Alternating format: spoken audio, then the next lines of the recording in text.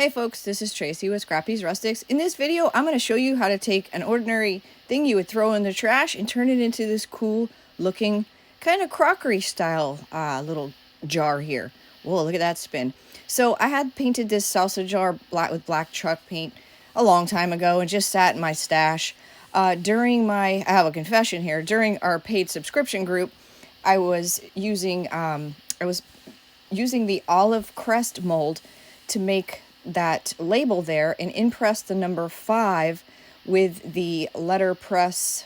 Was it the letterpress? Not the letterpress. Our new stamp. I can't think of the name of this stinking thing. In the number 5. However, I only had 4 Crocks, so I had to hurry up and rip that one off after I had glued it on, and I didn't want to waste it, so I stuck it on here, and I thought it came out really cool. So I took 2 coats of Wise Owl Restoration paint. I love to use that color because it's when I do like Crocs, because it's very similar. In the beginning I showed you umber paint, but I decided not to use it because I feel like I very rarely use the Waverly wax, but this is the Waverly dark wax and the Waverly white wax. I feel like when you use the restoration color and these 2 waxes, it really gives you a Croc appearance if you mix the 2. You have to kind of go back and forth and work it, and I do it in small sections with a chip brush.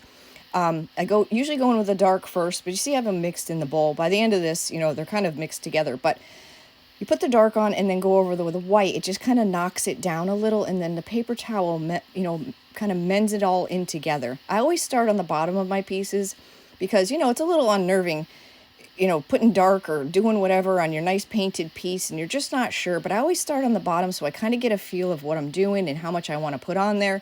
And then it kind of builds your confidence that you're okay to, continue and slather it all over the piece itself.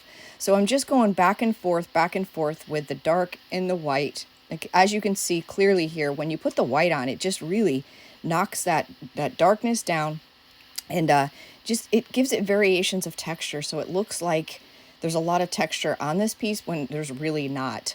It just ages it, makes it look like it has a story and it's been through some time. And that mold was casted with IOD air dry clay. Like I said, I messed up. I was supposed to be doing 4 canisters and I imprinted 5. I don't know why I had the number 5. And I had glued it on the piece and everything, but I managed to get it off and put it on here. And you can see how perfect it came out. I wish it would have cracked. When you want them to dry perfectly, they never do. This would have been a great one for the air dry clay to crack, but it didn't. Now, since these are both waxes, after this dries, we don't have to do anything because those waxes actually seal your piece. So going over the mold here, I'm going all with the dark because I want to sink all that darkness down into all the grooves of the air dry clay.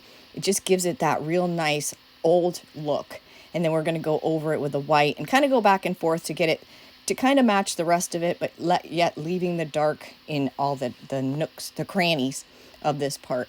Now I do the top of it, and I also do the lid, the same thing, same process, but you don't need to see that over and over again.